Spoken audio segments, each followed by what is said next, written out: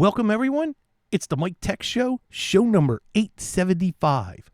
On today's show, I'm going to talk about prescription discounts. Yes, you heard me right. And then lots of stories from the trenches.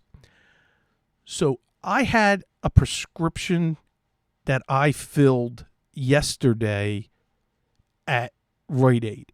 And one of the problems that I've always, all of my, we'll call them maintenance meds that I'm on a regular basis, I've ran them through GoodRx way back just to check the price. Now I got to do this again for checking prices. Let me tell you, I have a new script that I was given on Tuesday. And he even gave me a GoodRx card and said, this is expensive. You may need to use this. So I went literally to Rite Aid, and they were going to charge me with that GoodRx card $200 for a 30-day prescription. And I said, what about this GoodRx? They said, well, here's what you got to do. Go back home, go to GoodRx, and run the numbers, pick Rite Aid. When it comes up, print that out, bring it back. When the script will be ready, and we'll see what we can do. And I did that, and did not log in, did not give them any info except the dosage, the drug, and then picked Rite Aid because it said $12. And you got info that you just printed out. I took that sheet of paper and paid $12 where they were going to charge me $200. And let me tell you, that's $200 that's a copay where I have pretty good insurance through my wife, through her work. And that is unbelievable. I mean, it's like the commercial. I'm a walking testimonial where, 200 versus 12? This is, and if I'm on this for a few months, you kidding me? That's a big savings. So I'm now going to take any prescription, and I highly recommend this. Whatever script you're on, whatever you think you're paying, even if you think you're paying a good price, run that through GoodRx. And that's going to be the first link for tonight's show. A way to save money and a big, big discounts. Now, not everything. As a matter of fact, I'm on some meds where my prescription company, my insurance company, gives me a much better discount. Much, much, much better than GoodRx would. And I've ran that, where it wasn't worth it. Or it was within a couple dollars, I don't care. But that's a big, big difference. And now it's got me thinking, for some of these things I've been on for a long time, I am going to run them again, get all my dosages together, get all my things, and just run them in there. Share that with everybody maybe if your parents, your grandparents, yourself. Run it through there. It can't hurt, and you may save hundreds of dollars. So that literally happened to me yesterday, and I was like, okay, that's whatever I was going to talk about tonight. That was number one for the show. Next, and it was Amazon Prime the last 2 days, and be curious if anybody got some really great deals. I'll tell you what I bought, and I found the prices were good. Samsung SSD, PCIe M2, NVMe drives. Got a couple regular SSDs, especially 2 terabyte that was really cheap. What else did I get? I found a couple, a PoE switch that I saved a ton of money, and I'll tell you, the prices are so good and coming down on SSDs, as Corey Man just put in the chat. Taz just put in the chat, he uses Cost Plus Drugs. So, as a matter of fact, Taz emailed me that so I can put it in the show notes. And Steve, for generics, he uses Scriptco. Thank you. I will put all these in the chat, in the show notes for the show.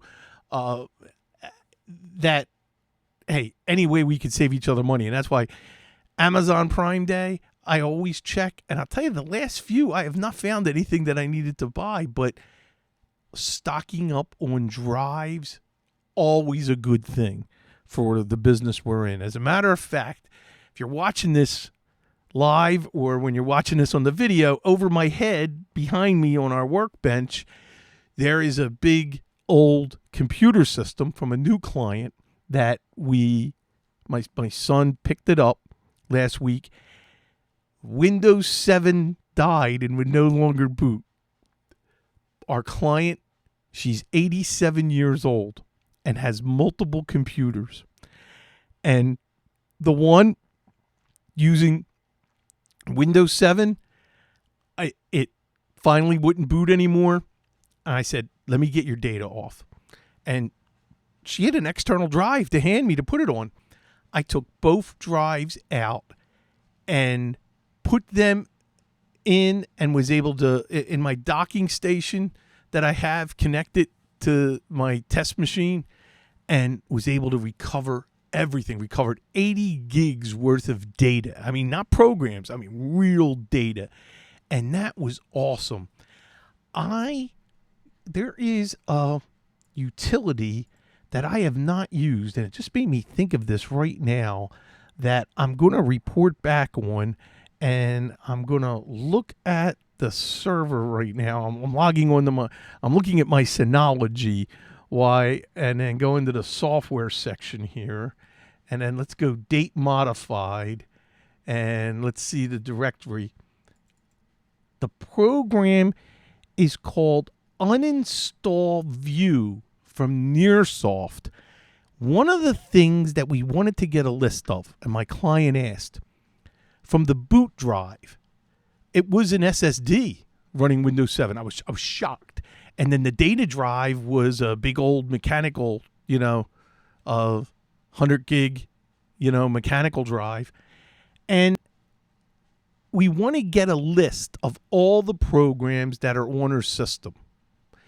And I want to check this out. They have a 32-bit and a 64-bit version, and it's called Uninstall View. And I'm going to run that against the drive. Supposedly it can check the program directories and get a listing that I can then export and print out, and then go through it and check off, hey, what do we need? I wonder if it'll give me versions. I don't know, but I'm going to report back on that. And it just made me think of this because of this particular client. And then what we're going to do is I'm ordering a new system. Had a interesting discussion because she wants to stay on Windows 7. And I said, I will not support going with Windows 7. It's not safe. You can easily get infected. There's no patches. There's no more security updates. I said, I'd like to skip right to Windows 11 because you've missed Windows 10. Let's go right to Windows 11 because that is the latest, greatest. Or at least I go to Windows 10, but the machine will be capable of going to Windows 11. And right now, I got to order a system, and I'm not sure because what I would like to do, and this is where I could use your help, I know with Windows 10 I can use Classic Shell, and I could use other programs to make it look and feel like Windows 7. Is there a way to make Windows 11 look and feel like Windows 7? And if there is, then I might just go right to Windows 11 and then run whatever that utility is or program and try to make it look and feel. I know I can do this with Windows 10, but they've changed the menu structure and they rounded everything and they changed it up for Windows 11. So I think that might be tougher to look like Windows 7. But if you can, let me know, because I have not investigated that. So email me, miketechshow@gmail.com. That would be a huge help. I would really appreciate that. But I'll report back on uninstall. Yeah, StarDock. Corey Man just said, I got to look into that. That's very possible. And StarDock has some great utilities, and they are cheap. They have Start 10, and I would assume now they must have a Start 11. And, maybe that's the answer. And, pay the $10 and go Start 11, and I got to test it out. Which means I have been very negligent of not having a Windows 11 test system here. I absolutely have to put a Windows 11 system in place so I could test things like this, which brings up an interesting area of something I wanted to talk about tonight, which is all of our clients that have so many Windows 10 systems that will never run Windows 11. What are you doing for planning the hardware upgrade? It's a rip and replace. We have to put new systems in place. So I want to get all of our clients lined up. My son and I using Synchro, going to list everything out and take a look and begin the conversation now that in 2024 you'll want to start budgeting. And if any machine fails now, I will only put a machine in place that is running Windows 11 Pro, which a 500 gig SSD, 16 gigs of RAM. That is our minimum hardware for a system, preferably a Dell mini PC. That's what I've been reselling. Very happy with that. And, you can get the price under $1,000, and I can mark it up enough, make a little money. And we're going to make the money on the labor in migrating all the data, reinstalling programs. So what you want to do is take a look at all the hardware for your clients and then have that conversation and begin and start the plan. I got some big clients where I already talked about where the one, we got 30 some computers and we've only done like a handful right now. We've done like 6 and we got a lot more, but I'm glad they're spacing it out. And the target date is October of 2025 for end of life of Windows 10. No more updates. No more security fixes. So I'm trying to get everybody ready and at least put budgets in place so they know what they're dealing with from a cost standpoint, and making sure that we're not waiting to the last minute because we're going to get slammed. Everybody remembers going from Windows 7 to Windows 10, we were just crazy busy where everybody waited to the last minute. Well, I want to make sure all of my retainer clients are at least we got plans in place first. Then I'll start looking at the one-off clients that are break fix. Start notifying them. And then having that conversation. So Microsoft keeps doing this and keeps giving our MSP, the MSP world, what we do for support and giving us this work. It's a pain, but we'll turn it in. We'll turn this, turn the lemons into lemonade, right? So, just wanted to throw that out there. Hopefully, you're already having that conversation. What are you doing? Let me know. Send me some feedback here with some emails or voicemails. Haven't gotten a voicemail in a long time where you record an MP3, send it to me, and I will get it on the air. This is interesting. My son was called to a client who has a pretty interesting smart home, and we didn't help build the smart home, and they became a client afterwards. But Comcast came out and replaced the router. Well, they have an Alexa Sonos device. Everything is built with Alexa. The sink to turn the faucet on and off. You can, just like the commercial, ask Alexa, turn faucet on and give me 8 ounces of water. The shades, controlling the shades, of course, the alarm system, the thermostat for temperature, lights, refrigerator, everything's connected. But they have an Eero, EERO mesh Wi-Fi. And this is where the problem was. Comcast set up the SIDs, but with a different password that were the identical SIDs of the mesh, and nothing was working properly. So once my son went out there and I said, check what IP address is the mesh giving out. Is it all access points from the Comcast router, or is it a separate router?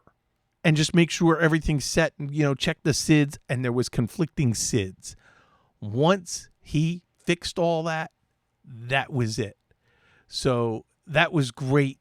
And that, he got that up and running. He was like there under an hour because they had to reboot all the devices when he was done and set it all up. And, life is good. They're happy. And, that was a successful job.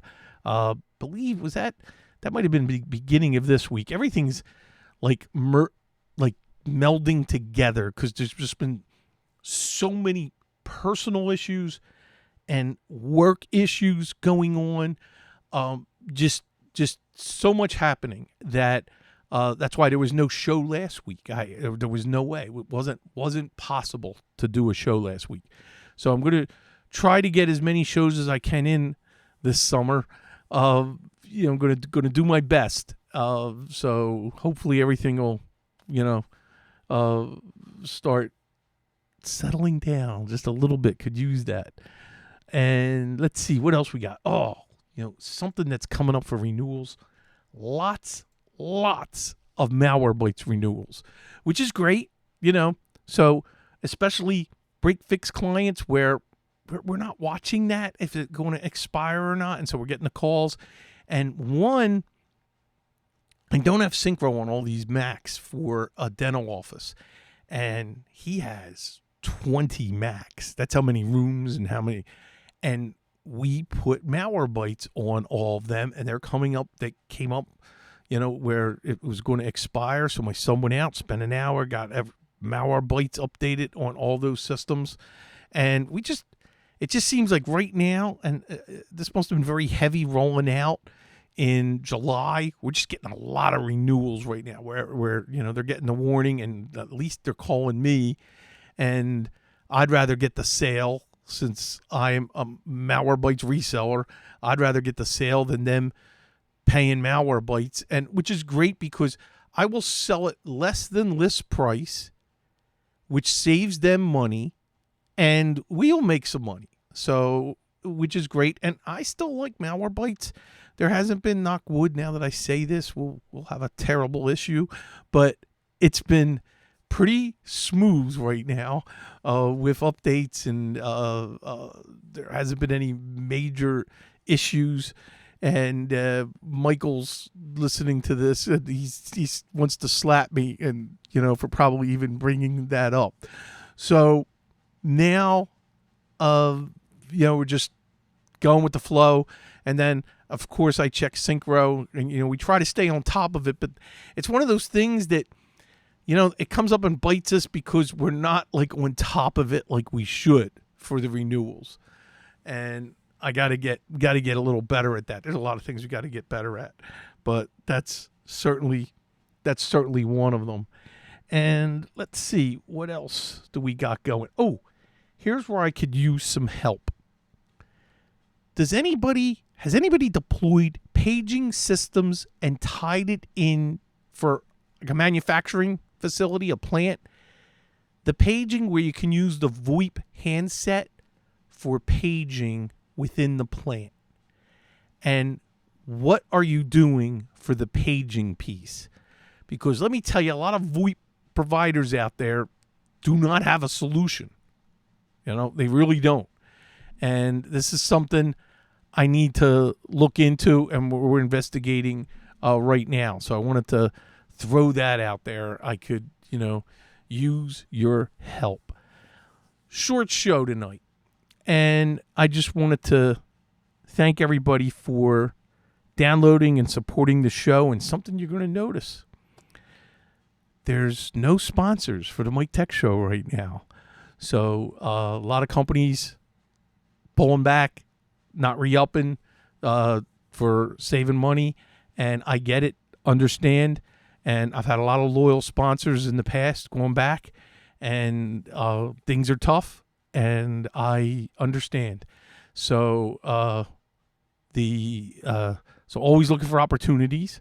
So certainly always looking for consulting opportunities. MTS Consulting, my consulting company.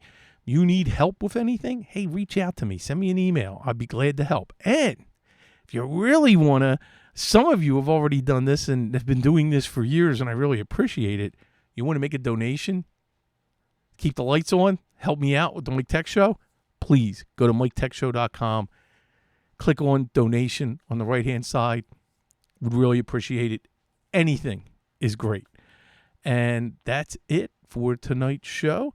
Everybody have a great week and stay safe. And I'll see you back here, same time, same channel. Bye-bye, everybody.